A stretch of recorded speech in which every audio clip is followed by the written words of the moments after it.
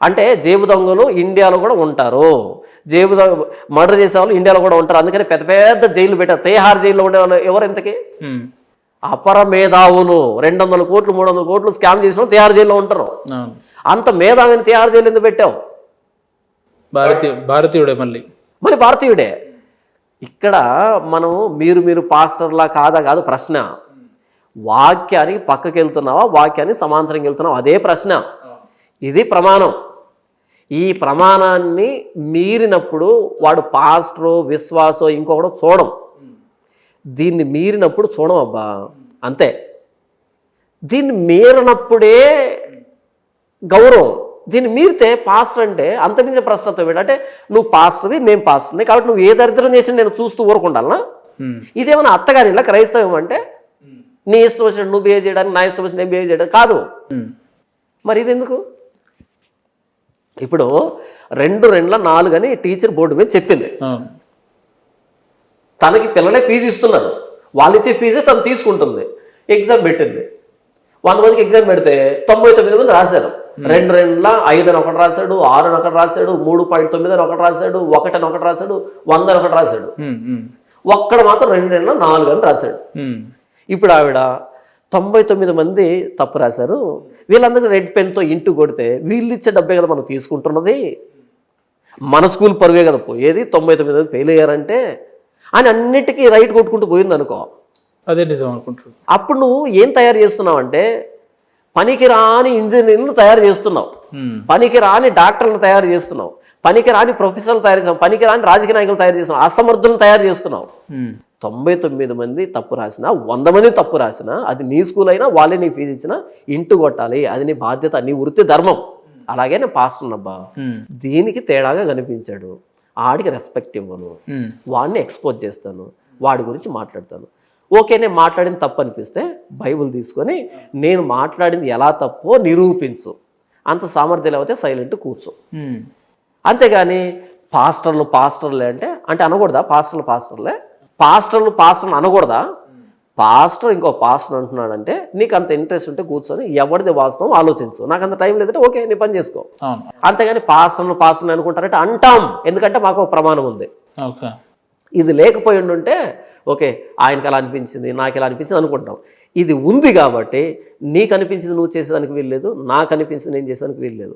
ఇద్దరం కలిసి ఇది దగ్గరికి రావాలి, దీనికి సాగిలు పడాలి, ఇది చెప్పినట్టు చేయాలి. అంతేనా? ఓకే, అభినయ్ ఇలాంటి వాళ్ళని లేదంటే ఇప్పుడు వస్తున్న పాస్టర్లను విమర్శిస్తే ఓకే, కానీ మీరు ఒకనొక సందర్భంలో క్రిస్టియానిటీని తన భుజాల మీద వేసుకున్న వ్యక్తులను కూడా విమర్శిస్తారు కదా మీరు. కేపాల్ లాంటి వాళ్ళని కానీ, కేపాల్ లాంటి వాళ్ళు లేంటి ఇంకా మేము మాట్లాడితే దేశ యుద్ధాలే ఆగిపోతాయి అని అంటారు, గ్లోబల్ పీస్ అంబాసిడర్ అని చెప్పుకుంటారు కదా, మరి వాళ్ళని కూడా విమర్శించారు మీరు. ఇది ఎట్లా? ముంగిసా పావును ఎలా చూస్తుందంటే అరే మీ కంపారిజన్ భలే ఉందండి అసలు. అంటే అర్థం కావాలి, ప్రజలకి అర్థం కావాలి. అంటే నేను కేపాల్ గారితో కూడా ఇంటర్వ్యూ చేసిన, చెయ్యండి ప్రాబ్లం లేదు, కేపాల్ ఎదురు కూర్చున్నా సరే ఇలాగే అడుగుతాను. నేను అర్థం చేస్తున్న విషయం చెప్తాను నేనండి. పాము ఒక 6 అడుగులు పొడవు ఉంటుంది, ఇంతలా ఉంటుంది, చాలా పెద్ద గంభీరంగా ఉంటుంది. మనం దాన్ని ఎలా చూస్తాం అంటే దానికి ఎందుకు భయపడతామంటే దాన్ని మొత్తం లెంత్ చూస్తున్నాం. దాన్ని ఈ చివరి నుంచి ఆ చివరి దగ్గర లెంత్ చూసి, దాని సైజును చూసి, దాని మీద ఉన్న ఆ డిజైన్ అంతా చూసిన తర్వాత అమ్మోని భయపడతాం కదా. కానీ ముంగిస భయపడదు, అంతే ఉంటుంది. ముంగిస అంత ఉంటుంది, అది భయపడదు.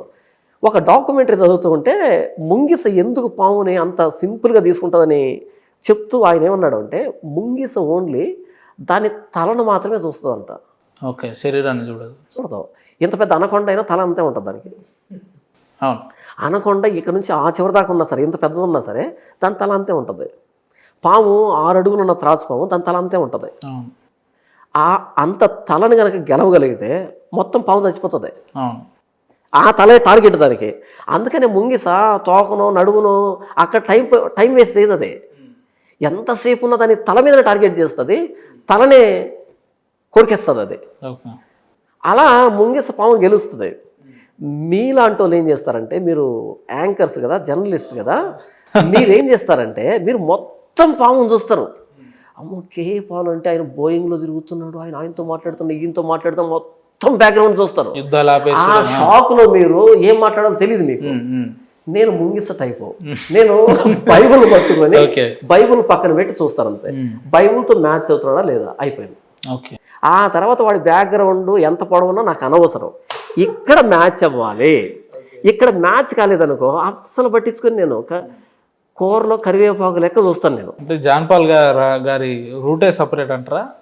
బైబుల్ దారి నా సపరేట్ కాదు, బైబుల్ ఏం చెప్పింది అంతే. నేను ఇప్పటికీ ఓపెన్ ఛాలెంజ్ చెప్తున్నా కదా, ఇక్కడ ఉన్నది నేను నా మాటలు లేకపోతే వదిలిపెట్టాను, నన్ను కూడా పట్టించుకోవద్దు. అప్పటి నుంచి ఏదో చూపెడతాను కదా, నేను నా ధైర్యం ఇది, నా వెపన్ ఇది, దాన్ని పట్టుకునే మాట్లాడతారు. ఆ రోజు దావీదు గొల్యాతు మీదకి యుద్ధానికి వెళ్ళాడు. బైబుల్లో ఆడు 6 మూల జానుడు ఉన్నాడు, ఎత్తు అంటే ఉన్నత దేహి మాన్స్టర్ ఆడు, జైంట్. ఇప్పుడు కలి ఉన్నాడే అలా మాన్స్టర్ ఆడు, ఉన్నత దేహాడు. కానీ దావీదు పొట్టుకుంటాడు, 5 అడుగులు ఎత్తుంటాడు, పైగా పిల్లాడు. ఒక స్లింగ్ తీసుకెళ్ళాడు, అంటే ఒడిసెలు తీసుకుని వెళ్ళాడు. ఒడిసెలు దేనికి ఉపయోగిస్తాడంటే కుక్కను తోలడానికి. గొర్రెల మీదకి ఏదైనా కుక్కో తోడేలు వస్తుంటే ఇక్కడి నుంచి ఇలా దూరంగా విసిరితే అవి భయపడి వెళ్ళిపోతాయి. దాన్ని పట్టుకుని వెళ్ళాడు. దాన్ని పట్టుకొని కొడితే ఆ జైంట్ కింద పడ్డాడు. వాడి కత్తితోనే వాడు నరికాడు. అంటే దేవుడి మీద ఉన్నటువంటి నమ్మకం, దేవుడి మీద ఉన్న విశ్వాసం, ప్లస్ ఆయన స్లింగ్ మీద ఉన్నటువంటి ఆయన పట్టు. ఇదిగో ఇది నా స్లింగ్. ఎంత ఉన్నత దేహం వచ్చినా ఎవడొచ్చినా దీంతో వేరే ఆప్షన్ లేదు ఆడికి. దీనికి సమాంతరంగా ఉన్నాడు అనుకో, వాడి కాళ్ళు అడిగి నీళ్ళు నెత్తింది. చాలా మంది కేపాల్ గారిని విమర్శిస్తున్నారు అంటే చాలా మంది అభిమానులు హట్ అవుతారేమో. మరి ఇప్పుడు చూడండి, బయట వ్యక్తులు, బైబుల్ తెలియని వ్యక్తులు వాళ్ళ బ్యాక్గ్రౌండ్ చూస్తారబ్బా, వాళ్ళ పాపులారిటీ చూస్తారబ్బా. నాకు బైబుల్లో ఉన్నట్టున్నాడా లేదా అన్నది మాత్రమే చూస్తాను నేను. ఇందులో లేదనుకో నేను ఆ వ్యక్తికి అంటే బైబిల్లో ఉన్న నియమ నిబంధనలకి ఎవ్వరు ఏమంత మాత్రం వ్యతిరేకంగా ఉన్నా కూడా వాళ్ళు నిజమైన భక్తులు కాదు, నిజమైన బిడ్డలు. అయితే నేను ఏమంటున్నానంటే, ఇక్కడ ఉదాహరణకి ఒక వ్యక్తి బైబిల్లో ఉన్నట్టు కాదు, కొంచెం తేడాగా చేస్తున్నాడు అనుకో, తెలియక చేస్తూ ఉంటే కనుక నేను ఒప్పుకుంటాను. తెలియదు చేస్తున్నాడని తెలుసుకునే అవకాశం ఉండి అది నీ చెవి దాకా వచ్చి ఇప్పటికే కొనసాగుతున్నావు అనుకో మార్చుకోకుండా, అప్పుడు వ్యతిరేకిస్తాను. అందరికి అన్ని విషయాలు తెలియదు బ్రదర్, కాబట్టి కొన్ని సొంత ప్రయత్నాలు చేయొచ్చు, నేనేం తప్పు పట్టను.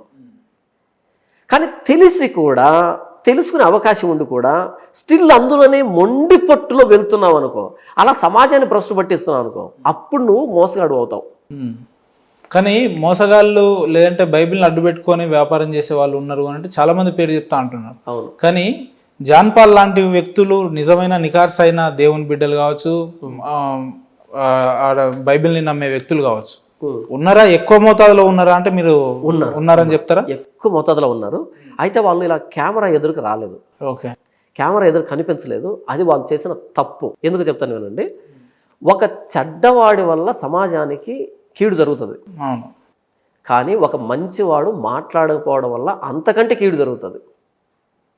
ఒక చెడ్డవాడు మాట్లాడుతుంటే సమాజానికి కీడు జరుగుతుంది. కానీ ఒక మంచివాడు మాట్లాడకపోవడం వల్ల దీనికంటే ఎక్కువ కీడు జరుగుతుంది. ఇప్పుడు ప్రవీణ్ పగడాల గారి విషయాన్ని చూసుకుందాం. ఇంత బెగ్గర్స్ అందరూ ఒకవైపు వచ్చి, ఈ ఆన్లైన్ బెగ్గర్స్ అందరూ ఒకవైపు వచ్చి అది హత్య హత్య హత్య అంటూ ఉంటే, పాస్టర్స్ అంటుంటే మీరు బెగ్గర్స్ అంటున్నారు, ఏం చెప్పాలండి?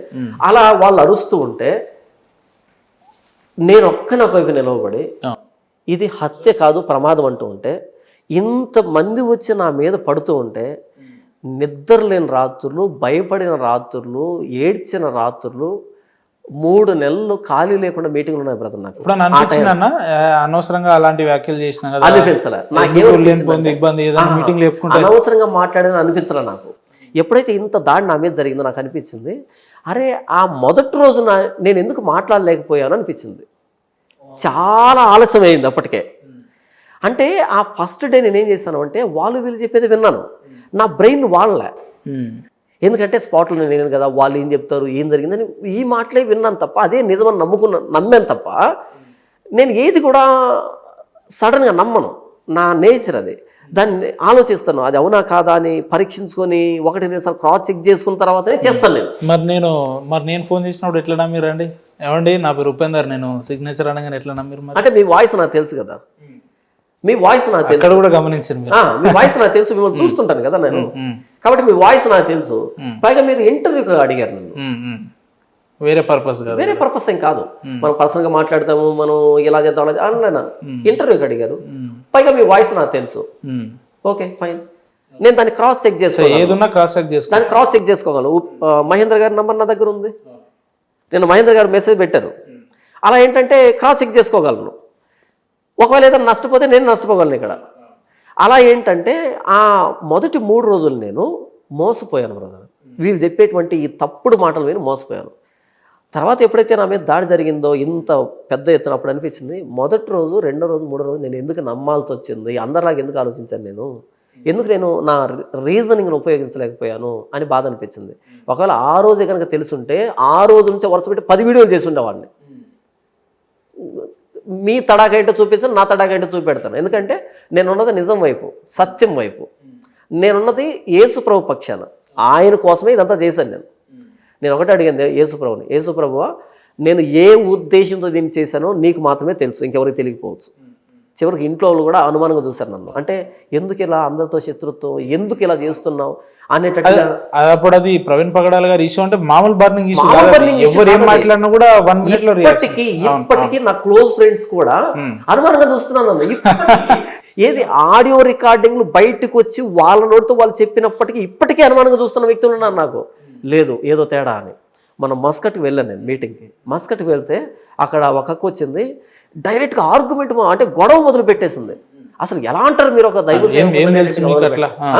అని మొదలు పెడితే ఆవిడకి నా దగ్గర ఉన్నటువంటి ఎవిడెన్స్ అన్ని చూపించి మాట్లాడేటప్పటికి కూల్ అయిపోయి చివరిలో మరలా ప్రార్థన చేయించుకొని 10 రియాల్స్ చేతులు పెట్టింది. అక్కడ రియాల్స్ అంటారు కదా, ఎక్కువ మొత్తం వాళ్ళకి 10 రియాల్స్ చేతులు పెట్టింది. మరి ఇంత గొడవ ఫైటింగ్ స్టార్ట్ చేసిన ఆవిడ ప్రార్థన చేసుకుని 10 రియాల్స్ చేతులు ఎందుకు పెట్టింది?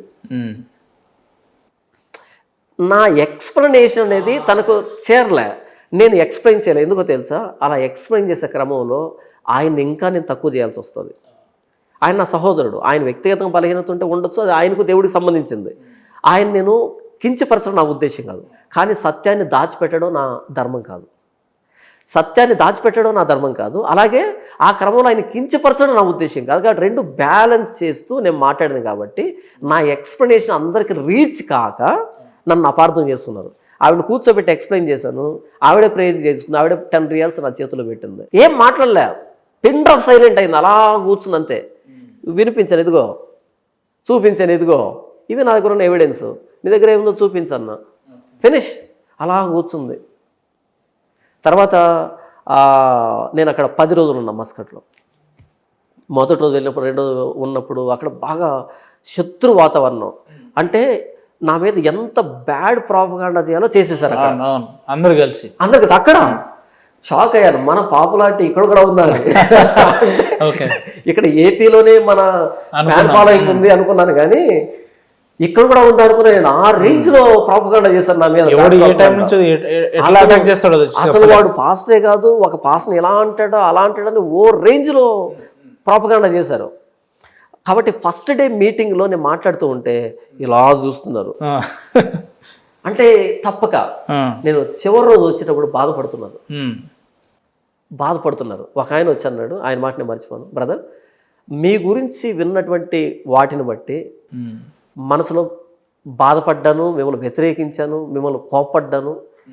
అసలు మీరంటే నాకు నచ్చదు బ్రదర్, కానీ ఈ 10 రోజులు మీరు చెప్పిన మాట విన్న తర్వాత మీరు నిజాయితీ ఉంది బ్రదర్ అన్నాడు.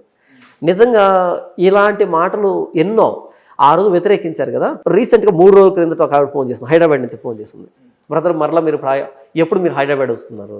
ఏమ్మా ఎందుకు అంటే మిమ్మల్ని కలవాలి, ఎందుకు అంటే కలిసి క్షమాపణ చెప్పాలి. దేని గురించి అన్న. ఆ రోజు మీరు ప్రవీణ్ పగడాల విషయంలో మాట్లాడితే బ్రదర్ అంతవరకు నా మెసేజ్ వింటూ ఉంది రెగ్యులర్గా. ఎప్పుడైతే అది మాట్లాడానో సడన్గా స్టాప్ చేసేసింది, వినడం మానేసింది, పక్కన పెట్టేసింది. తర్వాత మన అభినయ దర్శన పుణ్యమా అని ఆ ఆడియోలు బయటకు వచ్చేటప్పటికి ఫోన్ చేసి క్షమాపణ చెప్తున్నా బ్రదర్, మిమ్మల్ని అపార్థం చేసుకున్నాను, క్షమించండి బ్రదర్. చూసిరా మీరు పొద్దున్న లేస్తే అభినయ దర్శన్ గారిని తిడుతురు, కానీ ఆయన ఒక రకంగా సేవ్ చేసి అనుకోవాలి మిమ్మల్ని. ఇక్కడ మీరు అంటారు కదా అభినయ దర్శన్ పుణ్యమా అని అంటే, ఇప్పుడు ఒక రకంగా మిమ్మల్ని కొంత మేలు చేసినట్టే కదా.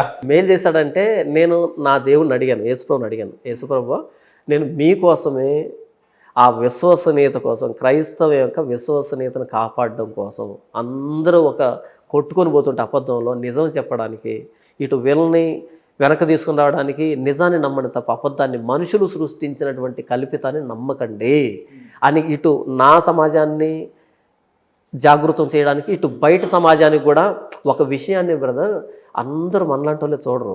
ఇంటలెక్చువల్స్ ఉంటారు, మేధావులు ఉంటారు, వాళ్ళు కూడా అబ్జర్వ్ చేస్తారు. ఇదేంట్రా ఎవ్వరూ ఖండించట్లేదు దీన్ని అని అనేవాళ్ళు కూడా ఉంటారు, చూస్తూ ఉంటారు. అలాంటప్పుడు మనం ఖండించినప్పుడు క్రైస్తవం పట్ల విశ్వసనీయత ఉంటుంది కదా. ప్రభు నేను ఏ ఉద్దేశంతో నేను అలా మాట్లాడానో మీకు తెలుసు, నేను ఎదుర్కొంటున్నటువంటి పరిస్థితి ఏంటో మీకు తెలుసు. 3 నెలలు ఖాళీ లేకుండా 3 నెలలు మీటింగ్లు ఉన్నటువంటి వ్యక్తిని అమాంతం కింద పడిపోయి మీటింగ్ మొత్తం క్యాన్సిల్ చేశారు బ్రదర్. టపీ మీటింగ్ క్యాన్సిల్ చేసి పడేశారు. వద్దు నువ్వు రావద్దు మా చర్చికి అనేటట్టుగా. ఎంత బాధపడ్డాను అంటే ఒకటే అనుకున్నాను, నన్ను కూలగొట్టాలి అంటే నన్ను ఆ రోజు నిలవబెట్టిన దేవుడే కూలగొట్టాలి. ఇలా మీటింగ్ క్యాన్సిల్ చేసుకుంటేను, నా మీద బూతులు మాట్లాడితేను కూలిపోయేటట్టుగా అంటే ఇక దేవుడు ఎందుకు? అసలు జానపద అనే వ్యక్తిని నిలవబెట్టాల్సిన దేవుడే, పడగొట్టాల్సిన దేవుడే, వీళ్ళు కాదు, వీళ్ళ మాటలు కాదు అనేటట్టుగా ఆయన ప్రార్థన చేసి, ప్రభువా నేను ఏ ఉద్దేశంతో మాట్లాడాను నీకు తెలుసు, ఈరోజు నేను ఏం అనుభవిస్తున్నాను నీకు తెలుసు, అంతా నువ్వే నీ కోసం చేశానేది. ఈరోజు వాళ్ళ ఎదురుగా నన్ను అవమానపరుస్తావా, నన్ను తలదించుకునేటట్టుగా చేస్తావా? వాళ్ళు నన్ను వెక్కిరిస్తున్నారు. 3 నెలలు మీటింగ్ని క్యాన్సిల్ చేశానని వెక్కిరిస్తున్నారు, గేలు చేస్తున్నారు. నన్ను అవమానిస్తావా, అవమానానికి అప్పగిస్తావా అంటే అప్పుడు పడింది మీటింగ్ మస్కట్కి. డైరెక్ట్ అక్కడే మస్కట్కి 10 రోజులు మీటింగ్ పడింది. బేసిక్గా షాక్ అయ్యాను. ఎంత ఇస్తారన్నా మీటింగ్ లో పోతే ఏమన్నా మీరు చార్జ్ చేస్తారా? పర్టికులర్ వాళ్ళ సామర్థ్యం, వాళ్ళ స్తోమత. అంటే ఇప్పుడు కొందరు ఫ్లైట్ టికెట్లు కొంతమంది ఇవ్వరు బ్రదర్, కొంతమంది ఇవ్వరు. మీరు ఎంతసేపు ఇవ్వరు రాదు అనడానికి చెప్తున్నా. ఇక్కడి నుంచి మొదలుపెట్టి అక్కడ దాకా వెళ్తున్నా, ఇక్కడి నుంచి మొదలుపెట్టి అక్కడ దాకా వెళ్తున్నా. కొంతమంది ఇవ్వరు. ఓకేనా అన్న, వాకింగ్ ఇవ్వకపోయినా చెప్తారా అంటే నేను డబ్బు కోసం ఎప్పుడు చెప్పలేదు కదా. నా ఆనందం ఎక్కడ అంటే ఆ వేదిక మీద నిలబడి యేసు ప్రభుని వర్ణిస్తూ ఉంటాను చూసావా, వాక్యాన్ని వర్ణిస్తూ చూసావా, అదే నాకు ఆనందం. జస్ట్ భోజనం పెట్టు, మైక్ ఇచ్చేసి కూర్చో, నాకు భోజనం పెట్టు, మైక్ ఇచ్చి కూర్చో, నాకు రూమ్ కూడా ఇవ్వాల్సిన అక్కర్లేదు, ఇదో ఇక్కడ బాత్రూమ్ ఫ్రెష్ అప్ అనాల్సిన అక్కర్లేదు. నేనే 2 వాటర్ బాటిల్ తీసుకొని ఫ్రెష్ అప్ అయి వేదిక మీదకి వస్తాను. ఎందుకంటే నేను యేసు ప్రభువును ప్రకటించడంలో ఆనందాన్ని వెతుక్కున్న వ్యక్తిని. నీ ఫెసిలిటీ నాకు వద్దు. అంతేగాని మీటింగ్లోకి వస్తే గంటకింత 2 గంటలకింత అసలు నన్ను అలా ఎవరు అడగరు. నా గురించి తెలిసిన వాళ్ళు నన్ను అడగరు, నేను అడగను బ్రదర్. అలా అన్న మేము కానుక ఇవ్వలేం కానీ వాక్యం చెప్తారా అన్న వాళ్ళు ఉన్నారు. అలా వెళ్ళి వాక్యం చెప్పిన సందర్భాలు కోకొల్లలు. అలాగే ఒక్క ప్రసంగానికి 40,000 రూపాయలు కానుకిచ్చిన వాళ్ళు ఉన్నారు. ఒక్క ప్రసంగం కూడా లేకుండా 1,00,000 రూపాయలు కానుకిచ్చిన వాళ్ళు కూడా ఉన్నారు. ఏమీ ఇవ్వనటువంటి స్థితి నాకు తెలుసు, హైయెస్ట్ తీసుకున్నటువంటిది నాకు తెలుసు. ఈ మొత్తం ఇక్కడి నుంచి ఇక్కడ దాకా ఎక్కడ కూడా నాకు ఇవ్వండి అని అడిగినటువంటిది నా దగ్గర లేదు.